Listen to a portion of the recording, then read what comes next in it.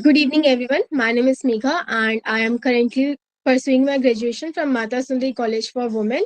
I am a third year student, and my subjects include history and political science. History is my major subject. Being born and raised in Mithilanchal culture, I am deeply inclined towards Mithila art, and my curiosity in knowing more about this art form and its evolution over time brought me to this topic, which I am going to share with you all today in this session. My topic is evolution of Mithila art from traditional roots to modern expression. My objective for this topic includes to have a glimpse of Maithil culture, a brief history of Mithila and its geographic location, to know the origin and features of Mithila art, its evolution from mythological origin to global recognition, and initiatives taken by government and non-government organizations in preserving this art form. One of the world's oldest civilization, India is a mosaic of multicultural experiences. Vishnu Puran has described the geological location of Bharat as Uttaram yat samudrasya Himadresh dakshinam varsham tad bharatam nama bharti yatra santatihi, means that country that lies to the north of the ocean and south of the snow-capped mountain is India, and its children are called Bharati. Since my topic is about Mithila art, first we have to know about the Mithila and Mithila culture. Maithil culture is the culture originated in the Mithila region of Bihar and Tarai of Nepal. The culture is famous for its pag, song, dance, festivals, cuisines, and paintings. Mithila was also the hub of education and scholars in ancient times. The region is also famous for its sweet language Maithili and for its hospitality towards the guest. The term culture is derived from the Latin word cult and which means refining or cultivating and worship. In sum, it means cultivating or defining a thing to that extent that its end product evokes our admiration and respect. The unique heritage of Maithil culture, which gains our respect and admiration, has been shaped by the centuries of history and tradition. The people of this culture are still connected to their roots and they believe firmly in their tradition and folk culture. Culture has two distinctive components, material culture and non material culture. Material culture relates to the material aspects of the life, that is, food, clothes, or our household goods, and non material culture refers to the ideas, beliefs, myths, legends, art forms, and many more. Mithila, the land of metals, is a geological and social region of northeast Gantic plain of Bihar and Tarai of Nepal. The Brihad Vishnu Puran describes its boundary as Ganga Himvator Madhya नदी पंचादशंतरे तीरा भुक्ति कीर्ति ख्यातो देशः परम पावनः Cauchy किंतु समर्भया गंडकी मधिगम्य वय योजनानि चतुर्विंशत् व्यायामः परिकीर्तितः गंगा प्रवाह समर्भया यावधेम अवतम वनम विस्तारः षोडश प्रोक्तो देशस्य कुल नंदनम, means starting from Kosi in the east to 24 yojan till Gandaki in the west and 16 yojan starting from the Ganga river in the south to Himalayan forest in the north is a land that is Mithila. One of the famous poet of modern Mithila, Dr. Chanda Jha, has described the location, the boundary of the Mithila in Maithil verse. Ganga बहित Jain का दक्षिण दिशि पूर्व Cauchy की धारा पश्चिम बहित गंड की उत्तर हिमवत बल विस्तारा मध्य बहित लक्ष्मणा प्रभृति स Mithila विद्यागारा. The region has been the land of Janakas, Yajnavalkyas, Gautama, author of Nyaya Sutras, Jamini, founder of Mimamsa philosophy, Kannada, propounder of Vaisheshika system, and Kapila, founder of Sankhya philosophy. There are variations of folklore. There are variations of folklore regarding the origin of Mithila. In his book History of Mithila, Upendra Thakur has mentioned many of such accounts. According to one legend, 4,000 years ago, Aryans under their chief Videga Mathava had migrated northeast into the prosperous kingdom of Vidhe by crossing the river Gandaki with the help of Hindu fire god Agni. and colonized it. One of the descendant of Chief Mathawa was Methi, from whom name the Mithila derived. Mithila was split between India and Nepal in 1816 after the East India Company and the Gurkha King of Nepal signed the Sugauli Treaty. In India, in present times, Mithil region consists of Begusarai, Bhagalpur, East and West Champaran, Darbhanga, Khagaria, Madhepur, Madhubani, Saharsa, Samastipur, Shiohar, Sitamarhi, Supol, and Vaishali. The remaining portions regions in the map shown are the portions of Jharkhand and West Bengal. Now, moving on to our main topic of discussion, Mithila painting. Emerging from the region of Mithila, currently situated in Bihar, Madhubani paintings have gained widespread popularity not only in India but also in countries like Japan, uh, USA, France, Germany, and many more.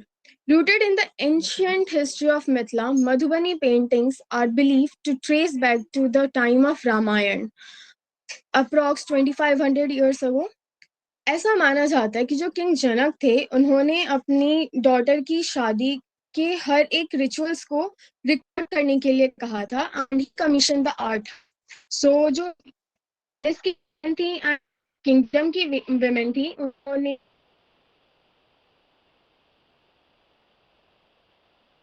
हर एक ritual को हर एक सेरेमनियल activities को Megha, switch off your camera and then try to speak.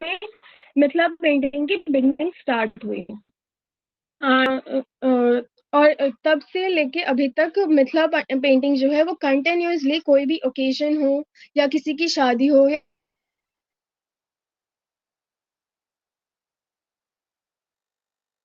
Culture में तब से Mithila painting बनाई जाती है फ्लोर पे भी बनाई जाती है जिसे अर्पण बोलते हैं एंड वॉल्स पे भी बनाई जाती है and this painting has been transfer pass on to the generations with all values and beliefs. ये पेंटिंग्स जो थी वो टेम्परेरी नहीं हुआ करती थी बिकॉज इन्हें जो था मड वॉल्स पे बनाया जाता था एंड मड वॉल्स पर बनाने के चक्कर में इनकी जो ड्यूरेबिलिटी होती थी वो हार्डली 5 to 6 years रहती थी जिसकी वजह से जो हिस्टोरियंस हैं उनके पास ज़्यादा रिकॉर्ड्स एंशियंट टाइम्स के जो मिथिला पेंटिंग्स हैं उनकी नहीं है but the fact the art of painting has been carried on from times immemorial to the present day and as long as the culture persists there is no need for particular paintings to remain as the quote says the paintings dissolve but the style goes on. The discovery of Madhubani painting by British colonial officer William G. Archer in 1934 brought this art from the attention of the rest of India as well as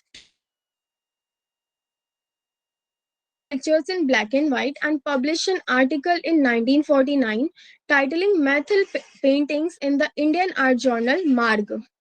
For centuries, women have painted certain figures and designs on the walls of their mud homes on occasion. etc. 1960 के बाद से जब severe drought 1960 में बिहार में आया था all India handicraft board ने मैथिल महिलाओं को प्रोत्साहन किया कि आप जो मधुबनी पेंटिंग्स बनाते हैं उसे घर की दीवारों से थोड़ा बाहर लाइए और पेपर पे कैनवास पे और कपड़ों पर इसको बनाना शुरू कीजिए सो डैट आपकी जो पेंटिंग्स हैं वो बिक सके और आपको एक फाइनेंशियल एड मिल सके and from that time the Madhubani painting has been evolved continuously and the Indian painters are taking this art form to the global level. Evolution of the painting. So one of the peculiar evolution is that the Mithila painting became the art of lower class ladies also. पहले ऐसा माना जाता था कि जो painting है उस पे सिर्फ और सिर्फ अगर कोई बना सकता है तो ब्राह्मण क्लास की वुमेन बना सकती हैं या कास्ट क्लास की वुमेन बना सकती हैं so it had a monopoly but as the time passes जो दलित क्लास थी और जो लोअर कास्ट थी उनको भी इन पेंटिंग्स को बनाने का टर्न मिला and they also started drawing these paintings. The second major evolution is being entirely women dominating art to actively and equally participating in the making process. हमेशा से मिथिला पेंटिंग एक वुमेन की पेंटिंग रही है, हाउस होल्ड लेडीज ही इन paintings को बनाते गए हैं, बट क्योंकि इनकी डिमांड बढ़ती जा रही है इन प्रेजेंट टाइम्स, जो मेल पेंटर्स हैं उन्होंने भी इसमें इंटरेस्ट लेना शुरू करा है and they have also begun drawing paintings, और अपने कमर्शियल यूज के लिए एज वेल एज दे उनके इंटरेस्ट के लिए भी वो पेंटिंग्स बनाते हैं. The third evolution include the commercialisation of the painting. क्योंकि पहले सिर्फ और सिर्फ वॉल्स पे बनती थी, घरों में बनता था, बट कमर्शलाइजेशन होने के बाद से इन we can have a glimpse of Mithila painting in every aspect, चाहे वो फिर स्टेशनरी के आइटम्स हों या फोन कवर्स हों, बेडशीट्स हों, पिलो कवर्स हों, या फिर हमारे कपड़े हों लाइक साड़ी, सूट, और किसी की T shirts, even T shirts पे ही बनते हैं. कोविड टाइम्स में मास्क बन रहे थे मिथिला पेंटिंग के थ्रू. पर्स, जैसे जूट बैग्स होते हैं वैसे बैग्स पे डिजाइन बनना. सो छोटी से छोटी चीज से लेकर बड़ी से बड़ी चीज,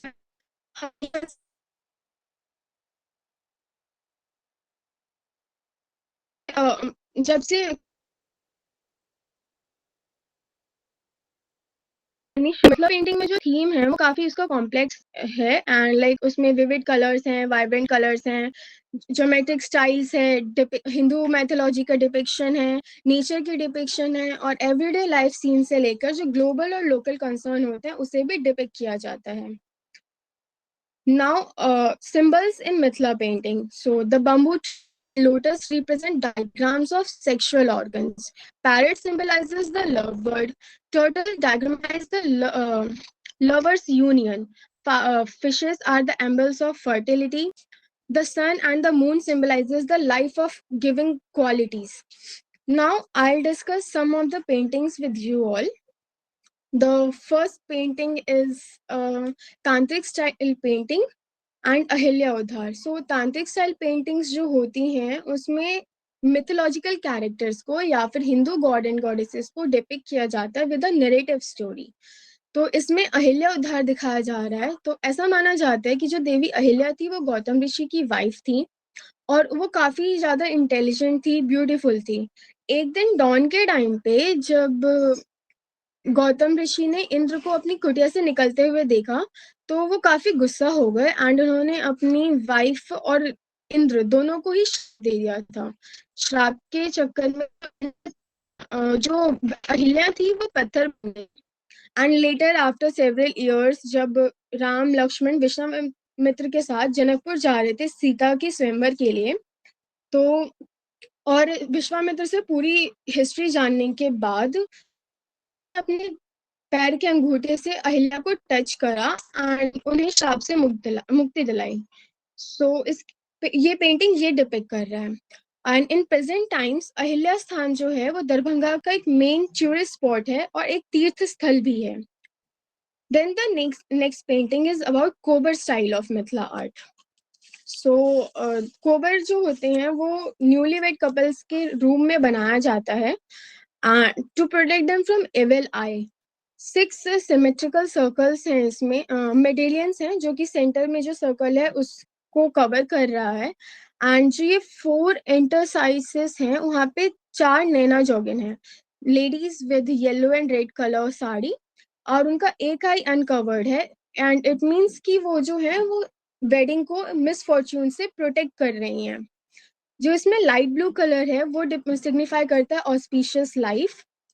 जो सेंटर है इस पेंटिंग का उसको सेकेंड कोबर कहते हैं, जिसको लोटस, पैरेट, येलो ऑर्नामेंटेशन से डेकोरेट किया गया है. एंड सेकेंड कोबर को महाकोबर भी कहा जाता है. And they together paint the power of the feminine. और जो यहाँ पे नीचे की तरफ पालकी है ये रिप्रेजेंट करती है beginning of a new life of newly married couples.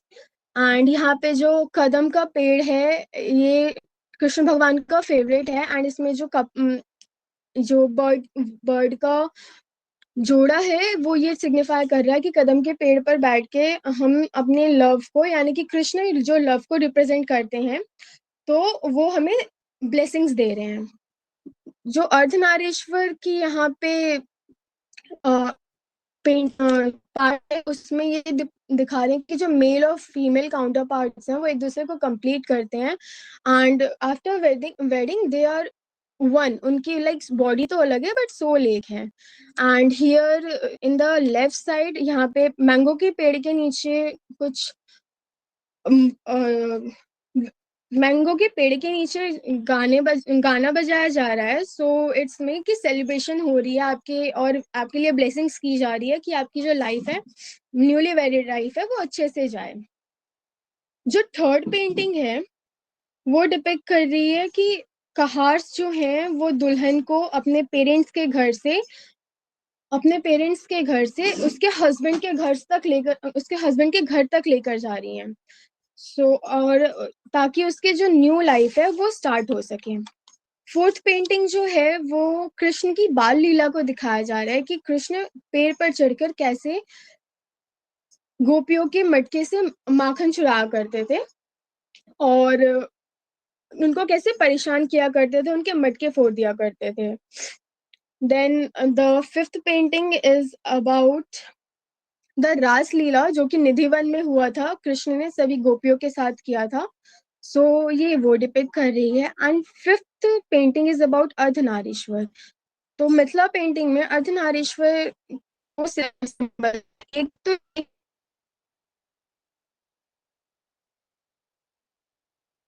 Is in the reason, and दूसरा सिग्निफिकेंस ये है कि जैसे शिव शक्ति एक दूसरे की एग्जिस्टेंस को कंप्लीट करते हैं, वैसे ही मेल और फीमेल काउंटर पार्ट एक दूसरे के एग्जिस्टेंस को कंप्लीट करते हैं।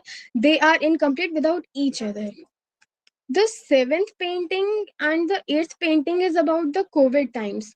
कैसे कंटेम्पररी टाइम्स में मधुबनी पेंटिंग ने चेंज किया है, तो मैंने स्पेसिफिकली कोविड टाइम्स का एग्जांपल इसलिए लिया बिकॉज उस टाइम पे अवेयरनेस भी काफी क्रिएट होनी थी, एंड वहाँ पे उस टाइम पे अवेयरनेस की जरूरत भी थी, एंड ये एक थोड़ा न्यू भी था इसमें। सो सेवेंथ पेंटिंग इज डिपिक्टिंग कि कैसे कोविड पेशेंट को ट्रीट किया जा रहा है। And the eight painting about the mass vaccination, कि मास वैक्सीनेशन हो रहे थे एंड ये बताया जा रहा था कि आपको मास्क लगा के रखना है, आपको डिस्टेंस मेंटेन करना है, ये सब समझाया जा रहा था। जो एट्थ पेंटिंग है, eighth and ninth and tenth painting, ये women education and women empowerment को दिखा रहे हैं कि how much education is important for the girls is in the ninth painting. And जो टेंथ पेंटिंग है वो उसमें थोड़ा सा कल्चरल टच है कि while following our culture, while following our ethics values, हम हर चीज कर सकते हैं, वुमेन हर चीज कर सकती है। वुमेन पढ़ भी सकती है, वो लैपटॉप भी चला सकती है, टेलीस्कोप भी यूज कर सकती है, प्लैनेट्स को देख सकती है, प्लेन उड़ा सकती है, और एक कम्युनिटी को भी चला सकती है। So these are some examples. Then next is some notable artists of Mithila paintings, जिसमें सबसे पहले आती हैं सीता देवी। उनके उनको 1969 में स्टेट अवार्ड मिला था बिहार गवर्नमेंट के थ्रू, एंड उसके बाद से मिथिला पेंटिंग जो है वो ऑफिशियली रिकॉग्नाइज होने शुरू हुई। एंड 1975 में she received national award by the president of India. And 1981 में she received Padma Shri and Bihar Ratna in 1984, और सीता देवी को शिल्प गुरु के अवार्ड से भी ऑनर किया गया है इन 2006। देन जगदम्बा देवी जो कि फर्स्ट आर्टिस्ट है मिथिला से जिन्हें नेशनल अवार्ड मिला था मिथिला पेंटिंग्स में, एंड 1975 में उन्हें प्रेसिडेंट से पद्मश्री मिला था। उसके अलावा 1984 में गंगा देवी को अवार्ड मिला था, पद्मश्री मिला था। एंड देन बहुआ देवी, यमुना देवी, शांति देवी, ये सारी कुछ नोटेबल आर्टिस्ट हैं जिन्होंने मिथिला पेंटिंग्स के प्रोग्रेस में, इसके प्रमोशन में अपना एक बहुत ही इम्पोर्टेंट रोल प्ले किया है।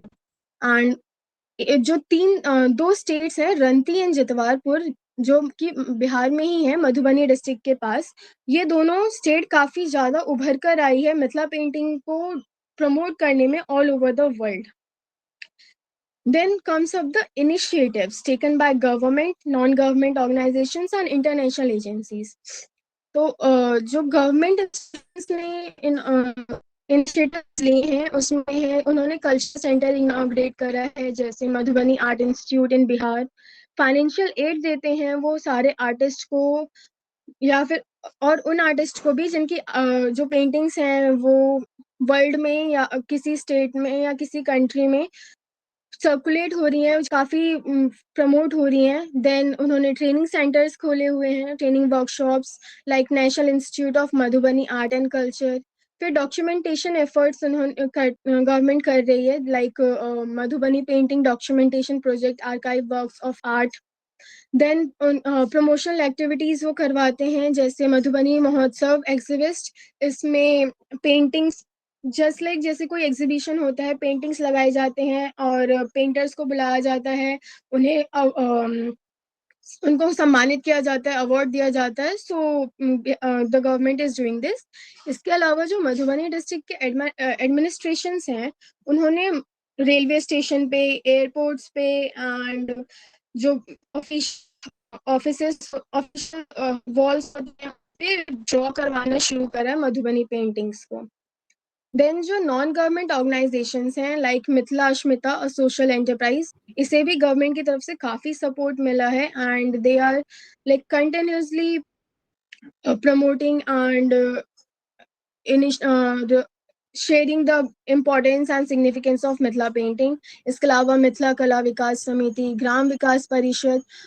यहाँ पे ग्राम विकास परिषद थोड़ा सा डिफरेंट है क्योंकि वो ग्लोबल और लोकल कंसर्न्स को भी देखता है, सिर्फ मिथिला पेंटिंग को नहीं देखता है। तो ये करता है, ग्राम विकास परिषद के ये रोल है कि वो मिथिला पेंटिंग के जो आर्टिस्ट हैं उन्हें बोलता है कि आप ऐसे में पेंटिंग्स ड्रॉ कीजिए ताकि अवेयरनेस भी क्रिएट हो और लोगों को आइडिया पेंटिंग्स के नए नए वेरिएशंस भी मिल सकें।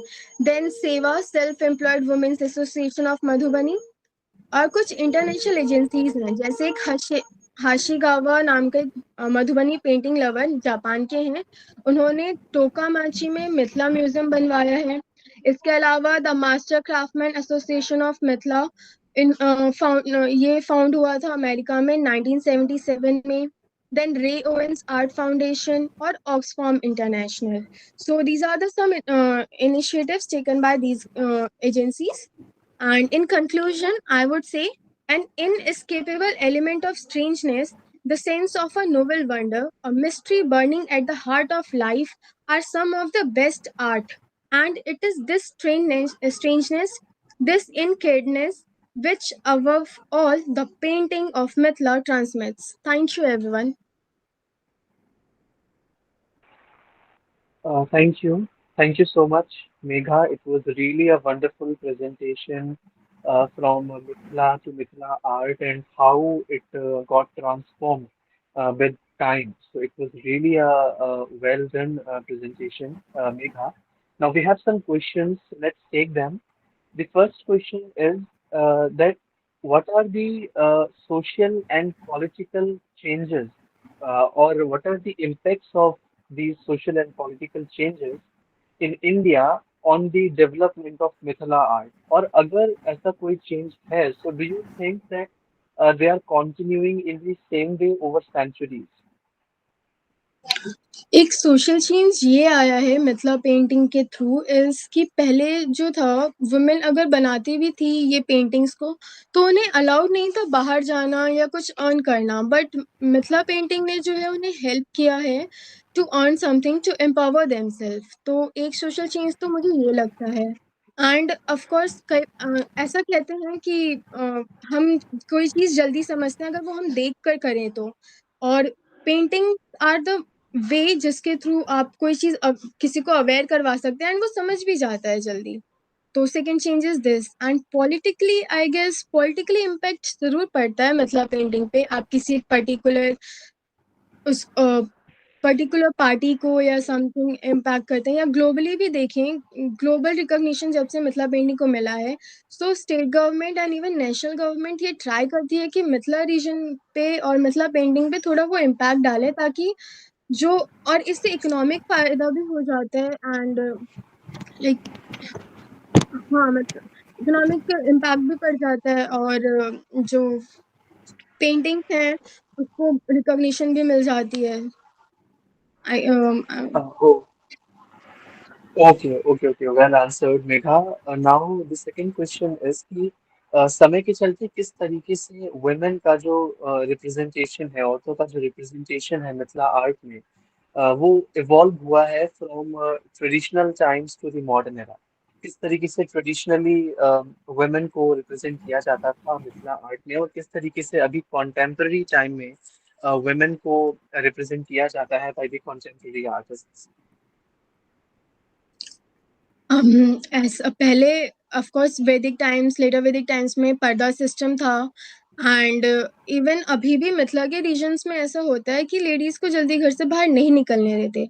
बट आई हैव सीन जो लेडीज ये पेंटिंग्स में इन्वॉल्व हैं या फिर किसी भी आर्ट फॉर्म में इन्वॉल्व हैं रिलेटेड टू मिथिला, तो उन्हें एक स्पेशल रिस्पेक्ट मिलती है एंड उनकी बातों को भी सुना जाता है। जैसे कई बार होता है अगर पेट्रियार्की सोसाइटी है और पूरी नॉर्थ इंडिया में पेट्रियार्की सोसाइटी है तो वुमेन की बात जल्दी कंसिडर नहीं की जाती। But I have seen personally I have seen जो मेरे घर में होता है अगर क्योंकि मेरी जो बड़ी मॉम है वो मिथिला पेंटिंग सिखाती हैं बच्चों को, तो उनकी बातों को कंसिडर किया जाता है। अगर वो कोई चीज़ बोलती हैं तो सुना जाता है प्रॉपर फुल अटेंशन के साथ। तो एक ये चेंज आया है ओवर द टाइम्स और इसके अलावा पहले लेडीज़ को बाहर जैसे मैंने पहले आंसर किया था लेडीज़ को बाहर नहीं जाने देते थे। अगर आप एक घर से दूसरे घर में भी जा रहे हैं for making the paintings on the walls और ऑन द फ्लोर्स तो आपको घूंघट करके जाना होता था। वो अब और आपको ये भी होता था रिस्ट्रिक्शन कि आप किसी से बात नहीं कर सकते, किसी मेल काउंटर पार्ट से मेल लीडर से बात नहीं कर सकते। बट ऐसा अब नहीं है, अब उन्हें अलाउ करते हैं। वो एक्सप्लेन कर सकती हैं अच्छे से कि ये कैसे कौन सी सिंबल का क्या रिप्रेजेंटेशन है, उन्होंने अगर ये पेंटिंग बनाई है तो क्या सोच कर बनाया है। पहले ये सब चीजें अगर वो बनाती भी थी तो उनके जो हस्बैंड होते थे या उनका जो बेटा होता था वो एक्सप्लेन करता था।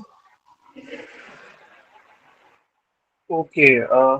Now, this last question I'm taking is by Miss Samriddhi. Also, I'm adding the part of Akriti ma'am as well, क्योंकि उनका जो question है उसमें भी कुछ commercialization का extended part है. So the question is basically that how did the commercialization of Mithila art influence its traditional forms and techniques?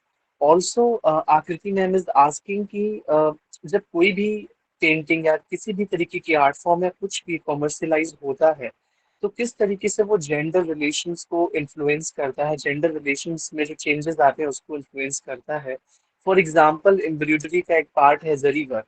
अब zari was done by the women, but later in the time it was also done by the men. So could you please elaborate this thing, the gender relations and the commercialization of the art, also in reference to the Mithila art? Uh, Shailendra डराने का काम नहीं कीजिए. It's a very long question and may be Divya will ask this question kindly like control the length of the questions. Okay, so Okay, sir. wrap up this session. Okay, sir. Okay, sir. So, Megha, it was well done, of course. Now, last question I am asking you is that how was your experience? I know that it was not easy for you today to deliver your talk because of some really serious network glitches. So, how was your experience throughout the week with this initiative Graduate Scholars Talk series? Megha. It was really a nice experience and this is my first time. मैं पहली बार ऐसे present कर रही हूँ and मेरी talk को record भी किया जा रहा है। सर ने बहुत हेल्प की है एंड सिमी मैम ने बहुत हेल्प की है और फिर मानवी दी ने भी थोड़ी सी हेल्प की थी ये बताने में कि पीपीटी कैसे बनेगी एंड उसमें क्या चीज़ कैसे इंक्लूड होगा, क्योंकि मुझे पीपीटी बनानी आती थी बट एक रिसर्च पेपर का या एक आप कोई टॉपिक ले रहे हैं उसको कैसे प्रेजेंट करना है पीपीटी में वो आइडिया क्लियर नहीं था। देन कैसे बोलना है, क्या चीज़ें किस चीज पे कितना टाइम देना है वो मुझे सर ने हेल्प करी. So I really enjoyed it and I have learned so many things from sir. Or thank you so much for giving me this chance and thank you. Thank you so much, Megha. Well done. It was really a very good presentation. Thank you so much, and congratulations for your today's talk. Now, proceeding further, it's time to invite today's guest of honor, Divya ma'am, once again. So, ma'am, kindly put your suggestion, kindly share your remarks regarding today's talk. Uh, yes, ma'am. So, dear Megha, I would really like to express my sincere gratitude for your exceptional presentation today. It was not only insightful, but it was very fun and enjoyable that you have took such a important and yet so enjoyable topic. Because for me, art is very it's a very important, crucial part of your life, and it's very important to have a creative journey of yourself with yourself and have some of your own experiences with it. Your meticulous attention to the details and the inclusion of all the parts. You have also incorporated all the paintings and how they have evolved. It was what was inside the house earlier, it was also in the public, and how the art evolved over the times. Your discussion on the evolution of Mithila art, its resilience through the ages, and its transformation into a source of pride for India, because it is a pride for India. And we know that Mithila have a GI tag. And it gives us a geographical indication. It gives us a global representation around the world. Today, art has, as we have seen, that art has evolved into $1 billion industry worldwide. Most of the art history, what people talk about, it was very Eurocentric. But if we just look at India, you will find a wholly new perspective. And it was just about when people started looking at India and its art. So India boasts a rich tapestry of traditional arts. We have handlooms, we have art forms, we have crafts, each deserving, like you will need a whole lifetime to just study and name all of it. uh, with that, we can say we had earlier like renowned painters, like for the modern art history, we had renowned painters like Raja Ravi Verma, there was Amrita Shergill, Gemini Roy for Kalighat paintings, and they were such a huge maestros that they put India in the international eyes. Okay, but when people started looking towards India, especially after the independence, we see that Sita Devi, maestros like Sita Devi and Ganga Devi, they have worked so much for the Mithila art. And we can see, like, if we also look towards other art forms in India, you will find, and only in paintings, I'm just talking about only in paintings, you will find in Karnataka there is Tholu Bombalata painting, Bhil art of Rajasthan, miniature of Rajasthan and Pahadi area, Pahadi painting, Kishangarh art, Kalamkari, Kalighat, Pattachitra, Varli, Sorai, Kerala murals, Buddhist art, and you will find there are a lot of art forms and paintings in India, and you will spend your whole lifetime for it, and still you won't know about everything. You will still miss something, because India itself has such a huge history and rich culture of art. India itself a museum. If you just go outside and if you start going to see what is being painting on the railway stations, you see the architecture. If you only see Delhi, you will find that art and architecture and everything is there. But see, the painting is the first part of everything. Architecture, wood crafting, metal crafting, wood carving, everything comes after painting. Painting is your first, like lithography is there. You have to first uh, see a basic image of it. So we have seen that from after these art forms, these painting styles, we have seen that in India itself there are art forms spanning from Bhimbetka. We had like paintings since Bhimbetka to our modern cultural times, that we have seen that art forms like Kashmiri paper mache you can see in different craft museums and arts, Bengal ka shola art, Gujarat का लिपन art, जिसमें जो कांच और mud से use किया जाता था, brass works होता है, वुड क्राफ्टिंग होता है, gem art, everything is there. और सब कुछ इंडियन आर्किटेक्चर में भी आपको बहुत ही अच्छे से दिखता है। खास बात यह है कि आजकल जिस तरह बात की जाती है मॉडर्न टाइम्स की, मॉडर्न आर्किटेक्चर की, और सब कुछ मोनोटोनस सा होता है, कोई खास इंटिक्रेसीज नहीं होती हैं, और सिंपल सिंपल डिजाइन होते हैं, और उनको मिनिमलिस्टिक कहा जाता है, उनको बेसिक कहा जाता है। बट अगर हम इंडिया की ही हिस्ट्री में जाए तो हमें नजर आएगा कि जब मतलब इंडियन आर्किटेक्चर के अंदर ही बिल्कुल मिनिमलिस्टिक होम होते हुए भी इतनी डिटेल्ड आर्ट को हम यूज करते थे। अगर आप केरला के हाउसिंग स्ट्रक्चर को भी देखेंगे, उनके आर्किटेक्चर को देखेंगे, तो वहां पर भी आपको नजर आएगा कि everyday women are just doing rangoli, मतलब इतना उनके लाइफ में आर्ट इनकॉर्पोरेटेड है, ठीक है। Mehndi, tattoo, everything is art, is like everything. अब कपड़े से लेकर घर के आर्किटेक्चर से लेकर हर तरफ उसको आप देख सकते हैं।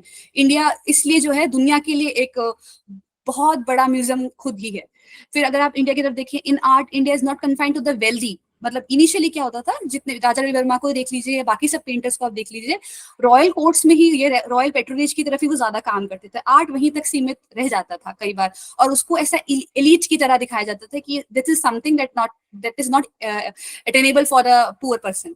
बट अगर आप देखिए कि मिथिला पेंटिंग्स जो हैं वो घर घर से शुरू होती हैं और वो कहाँ तक चली गई हैं। तो अगर आप देखें कि Mithila painting shows how art permeates in every perspective of Indian life, showcasing real resilience. मतलब आप समझिए इतने समय से उसके अंदर रेजिलियंस है, जो मिथिला आर्ट अभी तक मतलब सिर्फ चल नहीं रहा है, फ्लरिश भी कर रहा है।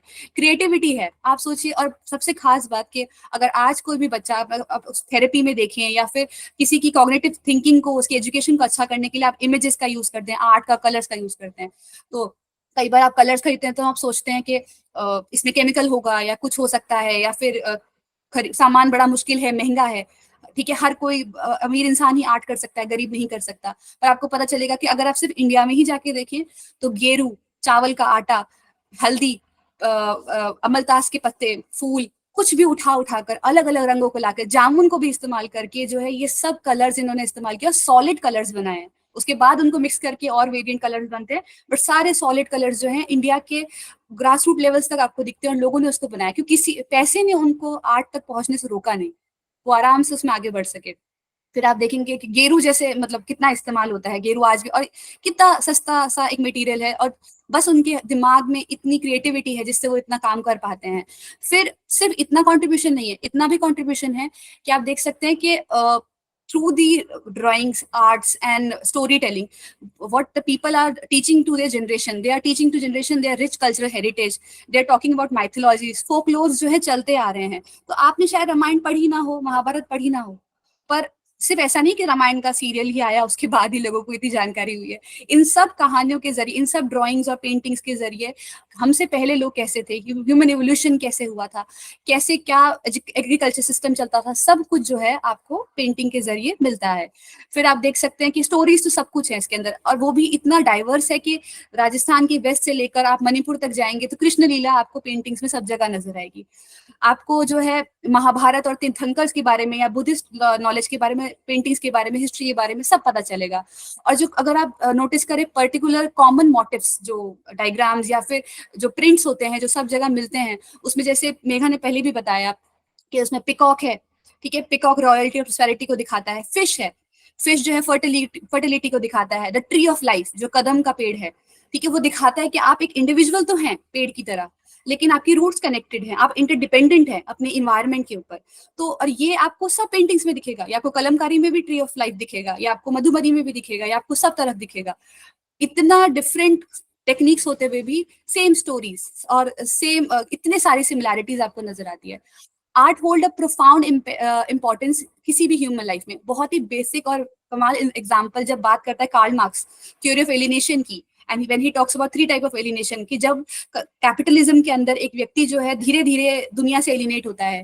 पहले वो अपने प्रोडक्ट से एलिनेट होता है, सोसाइटी से एलिनेट होता है, बाद में खुद से एलिनेट होता है। क्योंकि जिस लेवल का सेटिस्फैक्शन आपको अपनी क्रिएटिविटी स्किल को पूरा करने से मिलता है, एक प्रोडक्ट को कंप्लीट करने से मिलता है, जितना आप उसमें मन लगाते हैं, वो जो सेटिस्फैक्शन है, वो जो खुद पर भरोसा और जो क्रिएटिविटी की जगह है, वो आपको कैपिटलिज्म नहीं देता है। तो आर्ट का बचना एक मतलब थ्योरेटिकली भी बहुत ज्यादा इंपॉर्टेंट है किसी भी ह्यूमन लाइफ के लिए। It is not distinct from it. Nature itself is the great artist, और हमारा the art of knowing something, ठीक है, the art of sensing, the art of seeing a beauty, ये भी आपकी कॉग्निटिव स्किल्स है जो आपको दुनिया में धीरे धीरे उम्र के साथ सीखने को मिलते हैं। और अगर आप ऐसे समाज में हैं जहाँ पे ऑलरेडी इतना कोशिश किया जाता है कि बच्चा आर्ट सीखे, बच्चा आर्ट देखे, बच्चा कलर्स देखे, तो आप समझिए कि कितनी कोशिश की जा रही है कि जितनी जल्दी हो सके वो नॉलेज जो है दुनिया की वो आपको मिले। Art in India not only serve as a career path. अगर आप लोग चाहते हैं तो करियर के लिए भी, मतलब आप देख सकते हैं खुद मिथिला के एग्जाम्पल में कि फैमिलीज चल रही हैं, उनको तो बस खाना वाना सब मिल जाए और वो पेंट कर रहे हैं, और पूरे बस उनको कोई मतलब नहीं, उनको एक तो सेटिस्फैक्शन है अपने काम से, चाहे पैसा उतना ना मिले, वो खुश हैं, काफी खुश हैं। पर वो आपके जो है कॉग्निटिव स्किल्स और एक नर्चरिंग क्रिएटिविटी को भी मतलब बढ़ावा देते हैं। तो it's a very versatile nature art का, ठीक है। और अगर आप दुनिया बाहर ना देखें, आप सिर्फ इंडिया में देखना शुरू करें और लोकल आर्टिशियन से मिलना शुरू करें, बाहर जाना शुरू करें, तो इतना कुछ है सीखने के लिए कि कभी खत्म नहीं होगा। फिर मेघा और दो तीन चीजें जो प्रेजेंटेशन में थोड़ी आवाज की वजह से हट गई थी, तो उसमें मैं बता दूं, जैसे कि जितवरपुर जो नाम की जगह मतलब गांव बताया है मेघा ने, खुद अकेले उस गांव से 3 पद्मश्री निकलते हैं आर्टिस्ट, जिसमें जो है सीता देवी का उन्होंने एग्जाम्पल बताया, गंगा देवी का बताया। गंगा देवी जो है मतलब आप समझिए, सीता देवी का जो है इंदिरा गांधी से इतना ज्यादा पर्सनली दोस्ती थी कि इंदिरा गांधी जब उनसे मिलती थी तो उन्हें कहती थी कि आपके गांव में घूंघट चल रहा है, अभी तक आपके गांव में इतनी जाति व्यवस्था है, तो आप इसके लिए क्या करती हैं, सिचुएशन क्या है बिहार की, ठीक है। 1950-60s में मतलब वो बात करती थी मतलब सीता देवी से पर्सनली। तब सीता देवी ने फिर क्या करा कि सीता देवी तो कलर्स का इस्तेमाल करती थी पेंटिंग्स में, और वो प्रॉपर मधुबनी बनाती थी, लेकिन जो गंगा देवी है वो लाइन ड्राइंग्स करती थी, वो लाइन पेंटिंग्स और ज्योमेट्रिकल ड्राइंग्स ज्यादा करती थी। तो उन्होंने कहा कि आप इसको भी इंकॉर्पोरेट कीजिए। उन्होंने गंगा देवी को भी बुलाया, उन्होंने औरतों को इकट्ठा किया, उन्होंने बोला नहीं हमें आगे बढ़ना है। फिर कायस वुमेन्स भी आई हैं, जिसमें आप टैटू आर्ट्स को भी देखते हैं ना, तो वो सब भी उसमें इन्वॉल्व होने लगता है।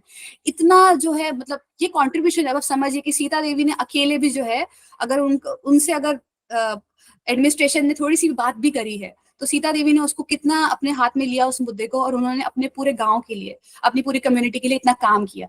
आप सोचिए, एक लाइवलीहुड प्रोवाइड करा, ठीक है। सेवा तो सब बाद में आई है, मतलब सीता देवी ने बहुत पहले सेवा शुरू कर दी थी अपने समाज के लिए। उसके अलावा दूसरा कंट्रीब्यूशन अगर हम वुमेन पार्टिसिपेशन की बात करते हैं, तो कमला देवी चट्टोपाध्याय जो थी, वो पहले नेशनल स्कूल ऑफ ड्रामा की भी हेड रही हैं, और बाद में उन्होंने जो ये हैंडलूम इंडस्ट्री की जो बात हम ऑर्गेनाइजेशन की बात करते हैं, बोर्ड ऑफ हैंडलूम इंडस्ट्री, वो उसकी जब हेड बनी तो उन्होंने मेक श्योर किया कि कलर्स है, पेपर है, आता है, आइए जुड़िए। उन्होंने पूरे भारत का भ्रमण करते करते सारे इंडियन आर्ट्स को इकट्ठा करना शुरू करा और दुनिया को दिखाया कि बस आपको इस तरफ देखने की देर थी। और इतनी इंटीग्रेट मतलब ड्राइंग्स जो हैं, इतनी इंटीग्रेट जो वैल्यूज है, स्टोरी टेलिंग, फोकलोर, सब कुछ इसके अंदर, इतना रिच कल्चर जो है वो भारत में पहले से मौजूद है। उसके अलावा एग्जाम्पल जो है, अब इंटरनेशनल रिकॉग्निशन में हम बात करें, तो जैसे कि इन्होंने बताया था कि हासे गावा की बात की थी, जो आए थे मिथिला में, और उन्होंने सीता देवी का पूरा काम देखा, उन्होंने जितवरपुर को देखा, तो उन्होंने इतना वो उससे इन्फ्लुएंस हुए कि उन्होंने जापान में जाके उसका म्यूजियम बनाया, और वो यहाँ से मतलब चीजें उठा के लेकर गए, वो बेलन वेलन, ये वो मिर्ची कूटने वाला सब कुछ, सारी चीजें उठाकर वो वहां उन्होंने सिर्फ पेंटिंग नहीं मौजूद करवाई, वहां लोगों को उन्होंने वहां का कल्चर, वहां का फूड स्टाइल, वहां के क्लोथ्स, सब कुछ वहां पर लोगों को दिखाया। वो इतने इन्फ्लुएंस हो गए मिथिला आर्ट से कि इतना रिच कल्चर जो है, इतनी ज्योमेट्रिक ड्राइंग्स, और हर किसी के हाथ में कला है, मतलब पूरे गांव में हर हाथ में कला है, ऐसा दिखाया। तो ये मतलब, और अभी भी अगर आप लोगों को देखना है और जानना है, और मतलब हाथ लगा के भी देखना है कि देखिए हैंडमेड पेपर पे इसको बनाया गया है। और नेचुरल कलर्स आजकल यूज नहीं होते, क्योंकि नेचुरल कलर्स बहुत जल्दी फेड हो जाते हैं।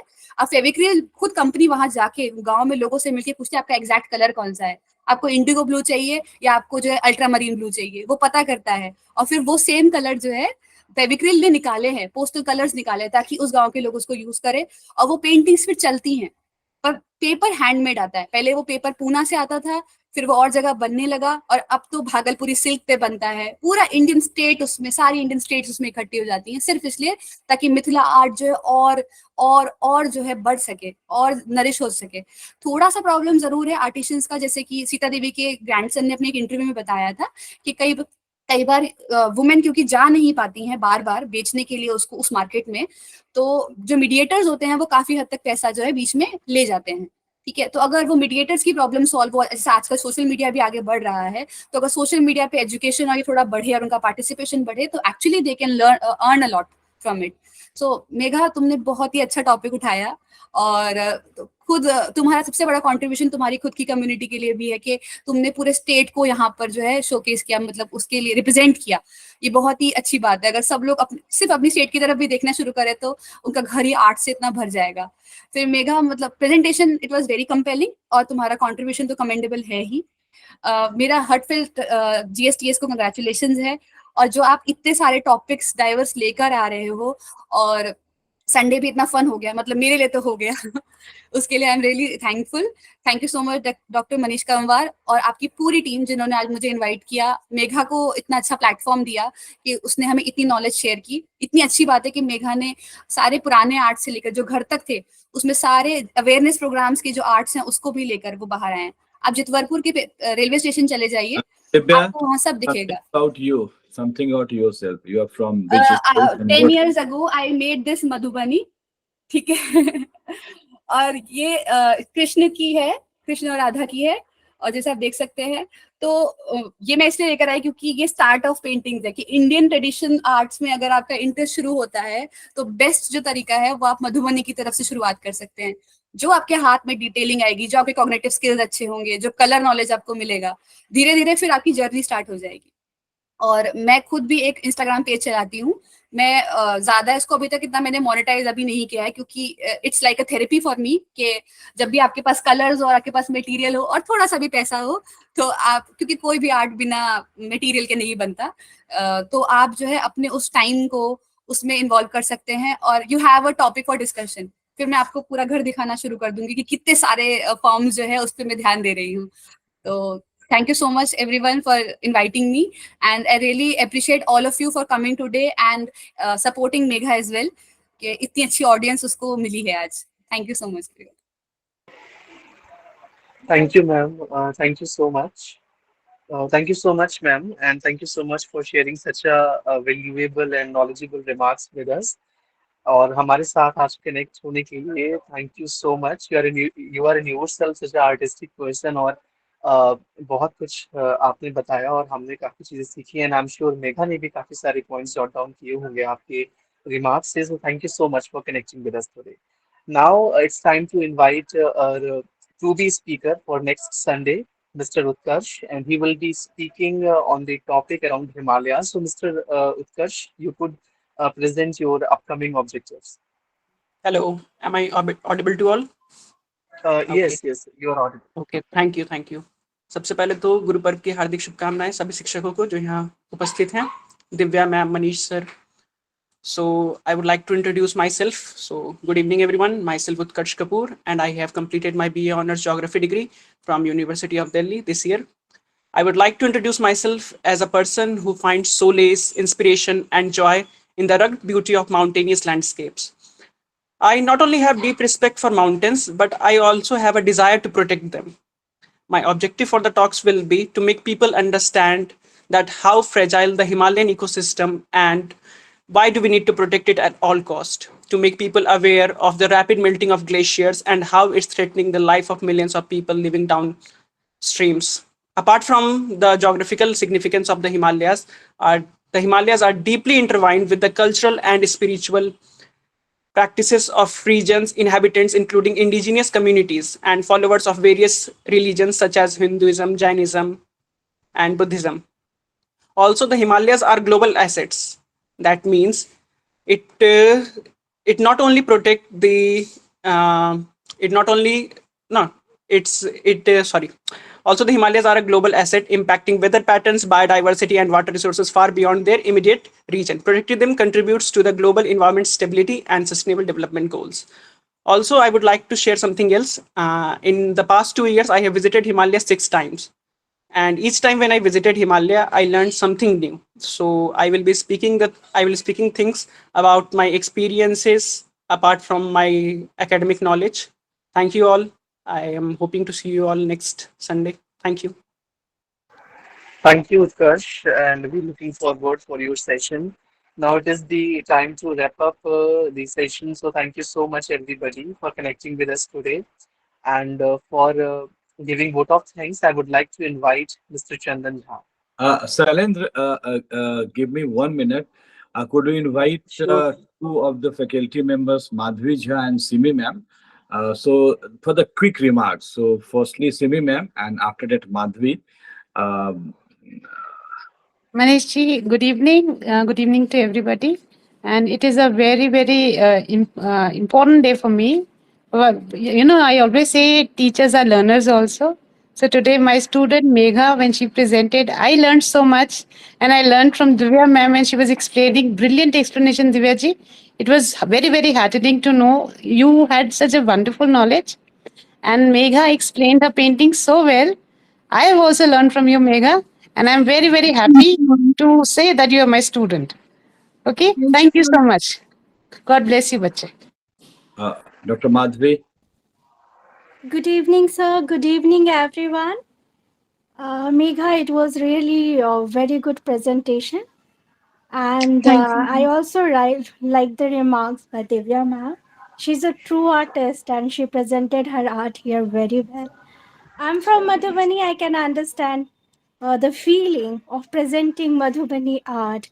I was involved in a students' council related to art and all at my college level. It is really wonderful to see the colors, to see the themes of Madhubani painting.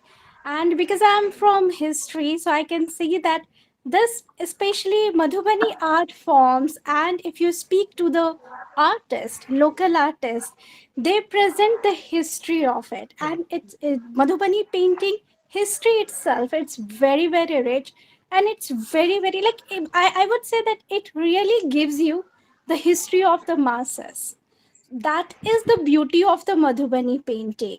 Like, it was a court painting. Maharaja Darbhanga Maharaj, he focused on it, he elaborated, and then he provided patronization and all. But at the same time, you see that Madhubani painting is not only for the court. Madhubani painting, it flourished at the courtyard of every Madhubani people. And thus you see that how globally it is accepted and adapted by the people. So that is the beauty of the Madhubani painting. Thank you to both of you. It was a wonderful presentation. Thank One you, thing Madhvi. I would like to say that Yeah. I heard about Madhubani and then Himalaya. So it is like slowly we are covering all the regions. So it is really wonderful. And all the best to the next presentator next week. Thank you, Thank you, everyone. Madhvi. Thank you. And Divya is doing PhD from Department of African Studies. Yes, Mala ma'am. It's time. Yeah, Mala ma'am. Just brief observations. I can't agree more with Divya ma'am when she says that India has a rich cultural tradition of art. So all throughout India we find art. Now I have one small question. Is Madhubani painting and Mithila painting both are one and the same thing? We are just giving them two different names. Actually, it's the same painting. Madhubani painting, जहाँ तक मुझे समझ आया है, Madhubani painting तब से famous हुआ है जब विलियम जी आर्कर ने मधुबनी पेंटिंग को इंडिया के सामने एंड इंटरनेशनल ऑडियंस के सामने रखा है. बट इनिशियली मिथिला के रीजन में स्टार्ट हुआ था. सो ये इसलिए मिथिला पेंटिंग के नाम से जाना जाता है. एंड मिथिला पेंटिंग अगर लेते हैं तो ये काफी वाइड फॉर्म भी हो जाता है, क्योंकि मिथिला पेंटिंग के अंदर और भी पेंटिंग्स इंक्लूड हो जाती हैं. Okay. Thank you. Now I get this. One more thing, Megha, I want to make one correction in your presentation. You said that even during Vedic times, India has Parda system, but that is not correct. It was not there. So Yes. that is the only observation that I want to make. Otherwise, it was a wonderful presentation. I enjoyed a lot. I learned so much. Thank you, Manishji. Thank you, ma'am. Simi ma'am, want to say something? So Yeah, ma'am corrected her for this, and I would like to say patriarchy is everywhere, not only in North India. I wanted to point out that also, but this is it. Thank you. Still it's working. It's still Yeah, working. it is still working. Yes, sir. Thank you. Okay, so over to you, Sailendra. So I can directly, but 30 seconds for me. I'm not going to give vote of thanks today because from morning since right now, I'm very puzzled because of so many things. Megha and Ajay knows this very well. I do agree from the last for 10 a.m. to like 6. But right now I'm feeling very joyous. Divya, Megha, Madhvi, Semi ma'am, Mala ma'am, they give me happiness. That means intellectual happiness. The 5 to 6 gives me happiness. Otherwise 10 to 4:30 or 4:45, I was very anxious. I'm very angry what I'm doing, etc., etc. But just Divya told me that 5 to 6 is really, it's my lifeline for the next week. So this 5 to 6 when I interacted with my students. So thank you, Megha. Thank you, Divya. And over to you, Chandan, for the vote of thanks. Thank you, sir. There could not have been a better day than this day. It's an auspicious day. So first of all, I'm humbly feeling gratitude and lots of respect, love to all the professors, all the teachers who are present, and all the PhD scholars. Happy Guru Purnima to all of you. And I am so much right now feeling nostalgic because of the conversation that I have heard just right now. Megha and then Divya ma'am, they have both refreshed my memory of Mithilanchal and Mithila painting. And to the answer to ma'am, Mala ma'am, I think, she asked about what is difference between Mithila and Madhubani painting. So Mithila is the cultural connotation and Madhubani is the geographical connotation. But geographically, Madhubani doesn't represent only the whole Mithila painting. Madhubani is the nucleus of that whole region. So it is just the nucleus. Then in and around, there are lots of regions which is representing the Mithila painting. And now Mithila painting is completely global. So nobody can reclaim that it is the only reason that particular thing. So thank you all. And it's an immense pleasure to pass vote of thanks today. So first of all, I'm feeling so much elated today because of the whole Mithila thing I have learned, and I have got so much of knowledge from Divya ma'am especially, and her beautiful painting that I have also seen. One line that I will say because of the whole connection to that particular reason, that this painting is completely an egalitarian painting. Anyone can start from anywhere. There is no particular way of doing or way of starting. Nobody can comment that whether you have done a good painting or a bad painting, because there is no fixed pattern of doing painting, nor there is a kind of standardization till today. So it's a very democratic, very decentralized process, and led by women, done by women. So I'm feeling till today to be at this particular juncture to express my vote of thanks. Thank you all, and once again, happy Guru Purnima to all the professors and teachers present. Thank you all. Okay, and really, I'm very thankful, Simi ma'am and Dr. Madhvi and Simi ma'am, as you know me and this forum and Mala ma'am also my moderators. I'm really happy. The three young scholars. This is my idea. Every time I'm speaking, you are speaking. I'm very happy that Divya is a young scholar from Department of African Studies. Megha going to become a young scholar from Department of History, and Chandan, he's doing PhD from the East Asian Studies. So really, I'm happy. Now I'm happy. At the 6'5", I'm happy. So something I'm doing. Likewise, lag raha hai kuch kar raha hu, because this is the scholar's idea. So I'm really thankful to all three scholars. Megha, young scholar. Megha, life is very serious, so take things very seriously. You are a little bit Yes, sir. serious about your efforts, so little bit serious about your efforts. Okay, timely and seriously. And you took this idea from the Divya and Chandan. They both are doing PhDs from the respective fields, and I know they are very good researchers. So thank you, Simi ma'am, for giving me opportunity and through the Divya. Okay, thank you. Have a nice day. Thank you, sir. Thank you so much.